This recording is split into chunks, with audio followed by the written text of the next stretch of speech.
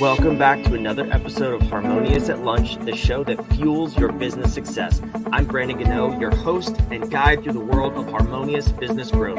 Today, we're unlocking powerful strategies with industry experts to help your business thrive. If you're a business owner, entrepreneur, or executive, you are in the right place. Join me and our incredible guests today on the journey to clarity, growth, and success. It is time to revolutionize your approach to business. Let's dive in with another episode of Harmonious at Lunch. Welcome back to some more bite-sized business advice. We have a fun episode, I think, lined up today. One we don't talk about a whole lot. We're going to dive into leadership, different leadership styles, and really how to grow your company from yourself first and then the company, which is a very important conversation. If you are a longtime listener of this show, first of all, shout out to you. Thank you. We love you. But second of all, you know then that this show is about not only business, but mindset, body, health, all of those things. So what does it mean to be a true leader inside and out? We're going to dive in today with a special guest, Leslie Galloway. Leslie, welcome to the show.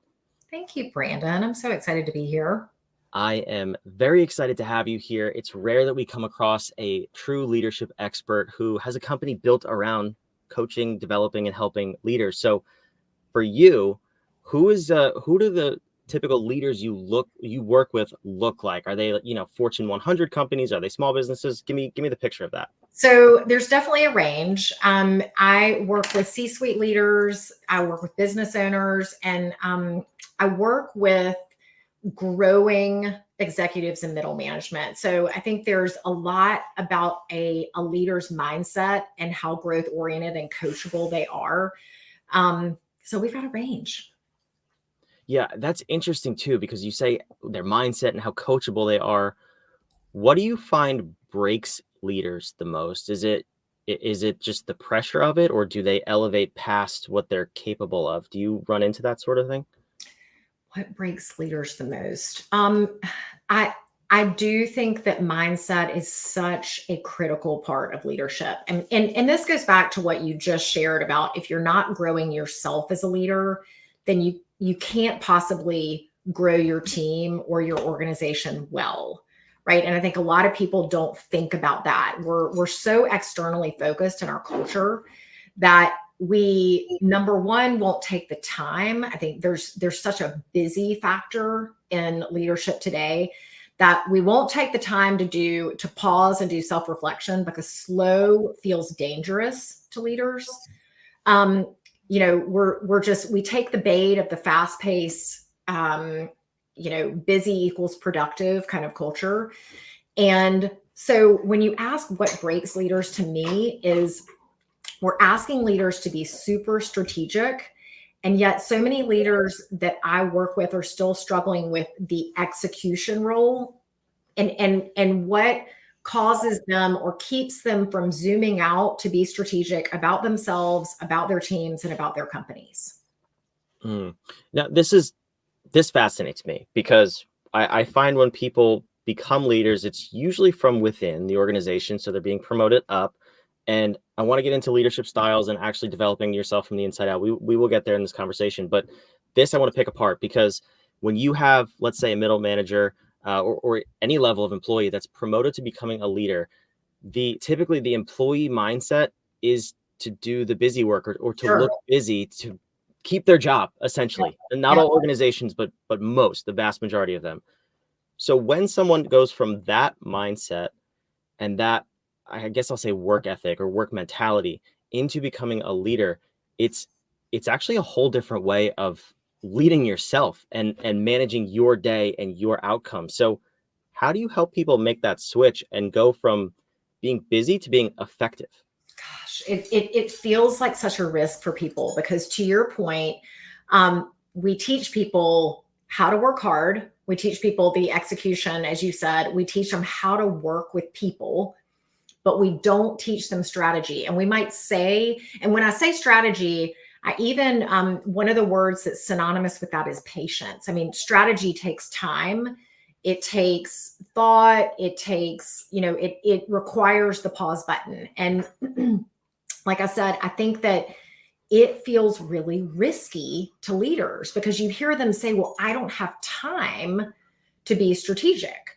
right? Like I don't get paid to be strategic. I get paid to get work done and to get along with the people that I'm working with. And yet, you and I both know it's impossible if you are constantly in motion to, number one, notice what's going on. Maybe, what's working for me, what's not working for me, what's working for this team. Like those are all questions, they're wonder questions, right? Like they require us to stop and evaluate. And so I think the way that I help leaders is, number one, we have to challenge that perspective. It's not true, right? So yes, we need pace in our culture because for so many of us, I mean, business is changing at this rapid clip, and we have to keep up. And yet there's this tension that I think we have to keep between, carving out time. And, we call it, really, it's like having a strategy meeting. I mean, it's like having a staff meeting with Brandon, right? If you don't have a staff meeting that's on your calendar that you guard, then you'll just roll into, we call it being super zoomed in for clients. When you're zoomed in, you can't see the forest for the trees. And that's a huge pitfall long-term for leaders. If they can't, it keeps us from vision casting. And here's the thing for a leader, that's a leader's job. Nobody else's job is to vision cast, right? I mean, if you have a team of people and yet you delegate vision casting, can you even imagine doing that for your company? That would be insane. It would be insane. And yet people do that. Well, and perhaps, but then it's, if I'm lost as a leader, then my people are definitely going to be lost, right? So this takes a lot of discipline because it's countercultural. Yeah, that'd be like showing up to work every day and be like, "What, as the leader, what do you guys want to do today? Where do you want to take this company?" Yeah, that would not be super effective. No, it wouldn't. You'd have probably a lot of engaged employees for about a week, and then they'd be like, "This sucks." Correct. Yeah, that's right. That's right. And it's funny. It's almost like thinking about kids showing up and the parents being like, "Hey, what should we do today?" For that might feel good for maybe about an hour, and then you would feel incredibly unsafe, and you would want to go find someone else that's going to help set vision until maybe you get to a point in your career where you want to begin to do that yourself. Yeah. So I guess this kind of leads into the conversation of actually developing yourself from within. So when you come into an organization, whether it's to work with the CEO, the leader, or a leadership team, middle management, whatever it is, where do you start with people to help them up their leadership game and get the company moving in the right direction? Yeah, it's a great question. I mean, I think that we always look at, okay, what's the biggest tension point? I might see there's always a theme, right, with leaders and teams, and yet a client has to be able to buy into that first, right? Like what are they struggling with most? But what oftentimes we come around to is lack of self-awareness, right? And we talk about this all the time, and yet this is one of the most powerful things that is affecting a leader's influence. And that's what leadership in essence is, influence, right? It's your ability to influence me as a team member, as a client, as a but in order to have influence, you have to understand, how do you influence other people? So, we typically look at, it's, really a grid of like 4 different leadership styles, if we're being really simplistic. And there are so many tools out there that assess this, right? And we talk about this a lot because people will say, well, do you use the DISC? Do you use LIFO? Do you use MBTI? I don't believe there's a tool or the tool, but it is, having some kind of framework that gives you a language for, when I show up, how do I like to influence people? And here's the question, Brandon, is how does that work for me? Right? Like, where is that working really well for me? And where am I losing people? Where are my blind spots? Because if I don't know my blind spots, then likely I might come and engage 2 people on my team, but there's 8 other people that speak a totally different language than I do. And if I don't know what that is, then I'm losing them. And as a leader, that's a really scary thought because engagement is what people want. If my people aren't engaged, then we're losing results, right? We don't have commitment, accountability, and results. Yeah, I think the word influence though gets a negative connotation. So Okay, say more. I'm curious to hear your feedback on this. When we think of influence, we typically think of a sales conversation, whatever that is, whether it's to a group of people, to one-on-one, or it's there's some really terrible influence like cult leaders and stuff like that. Okay. So not that we're not influencing our employees and our team members and our companies and our clients, because we are, but I'm curious to hear your feedback on the difference between influence and inspiration as a Mhm. leader. And I'll just unpack it real quick, and then I want to hear your feedback. Influence, I've said everything I need to say about that. Inspiration seems more like I'm helping people do what's in line with what they need to do in order for them and the company to benefit. Whereas influence seems I really just want them to do what I want them to do. Unpack that for me. No, that's interesting, and it also just brings up the this word in our culture, influencer, which also has positive and negative connotations, right? So you're right that word has become a bit more charged than I think if we were to break down and really look at what the word means. It's my ability to bring you along one way or the other, right? To engage you in a process. So I think inspiration is a really interesting word. I love it because it's part of my style. I love to be inspired. That is a tool that comes naturally to me to use with other people. And I think part of what you're speaking to is there's a psychology around knowing how to draw people in to what you are wanting to create and wanting them to do, right? And there is a bit of what do I need my team to do, right? Because as a leader, I've got to have that. But I think your point is it isn't just my agenda, right? Like as a leader, I have to be balancing, hey, here's a vision, but what does my team see? Right? Because I'm one person. Yes, I am heading up this group.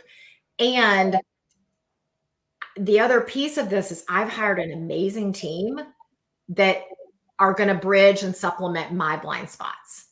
Right. And I want to depend on them. And if I don't get them to weigh in, then they're not going to buy in. So it's a balance between the two, right? Yeah, I think you hit the nail on the head.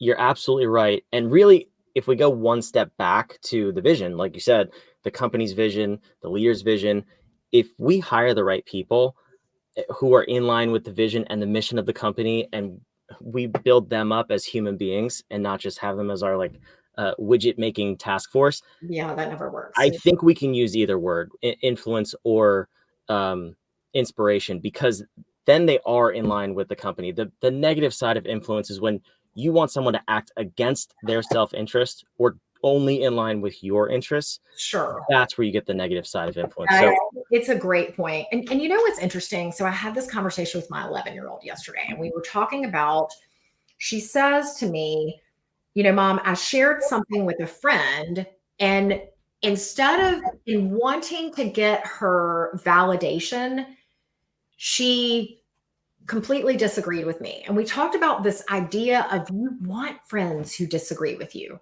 right? You want members that say, hey, hold on, I actually don't see that side of it. And you want a safety. There's got to be safety before we're willing to do that, right? And I think that that's this trust and vulnerability, which is a totally different conversation. But I do think that as a leader, if you aren't developing self-awareness, trust, relationship, then we don't have any of this it's not safe to say, I don't agree. Or, we don't really have that dialogue that we're wanting that's going to create the kind of results we want to create.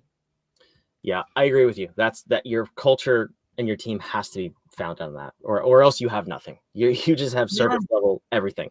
Very interesting point. I like that. So I'm curious then. So we have that established. Now we have to work with the individual leader, whatever part of the company they're with. I think they need to show up authentically and be themselves and lead as themselves, or else there's going to be this dissonance between how they're showing up and what they're saying and what they truly believe. So how do you go about leveraging the individual leader to perform at their best with their style? Oh man, this goes back to the safety piece, I think. I think that leaders, number one, have to believe they're in an environment where they can show up as authentically as possible. I mean, we're in businesses, and I know that this is not this easy button. And yet I think leaders of organizations and teams have to be willing to create the space, like we just said. And so we throw that word authenticity around so often, and yet it is really powerful because people can tell. They can tell if they can feel the lack of alignment between what you're saying and who you are. And so when people feel that, and the psychology around this, we know this in sales, and I can immediately feel if you're not saying what your beliefs are, right? Like I can feel the difference, and I'm immediately going to pull away. I might not even know that's happening. So how do you do that? I think that it is definitely a process. Some people are closer to it earlier than others, right? Like some people it's peeling an onion and it takes a while. But I think that when leaders can see the direct payoff and pitfall to not doing this work, it becomes much more compelling. We've got to stop looking at this as being so soft and superfluous. First of all, coming on my show and using words like superfluous with me, I'm insulted. I joke, of course, but no, there's so much to unpack here, Leslie. I don't know about you. This episode made me think way too hard and really made me stretch my mind to what leadership is. And we only scratched the surface. I feel like we could go for like 8 hours on leadership. I know you could probably go for 8 days on leadership. Yeah. But I really appreciate you coming. So I have your website on the screen wherever you're listening or watching. It's also in the show notes, innerleapgroup.com. That's Leslie's website. Who should go there and reach out? Like what does somebody get after they work with you? Yeah. So leaders of companies, teams, I would say people who know that they are looking for their next big thing. And this is the reason Interleap, this is the meaning behind the name of this, is that enter is the relationship between a coach and a client, right? And then the leap, it's that relationship that creates the leap. And that's what clients get from the work with us is transformation. They get from, okay, where am I now and what am I trying to create in my world, whether it's a next role, growth is for their team or their company. They get that leap from the coaching. That's awesome. And I'll say this, an organization can only grow to the limits of its leaders. So make sure you are investing in your team, but not only your team, yourself as a leader. Make sure you have the tools to elevate your leadership to the next level. Leslie, thank you so much for coming on the show today. Brandon, thanks for having me. Have a great day. Of course. And for those listening, watching, again, wherever you are, thank you. But also make sure you subscribe so you don't miss a single minute of this ridiculous and superfluous show. I don't even fully know the definition of superfluous. I'm going to go look it up, but maybe I'll put it in the description down below. I will see you on the next episode of Harmonious at Lunch. Thanks.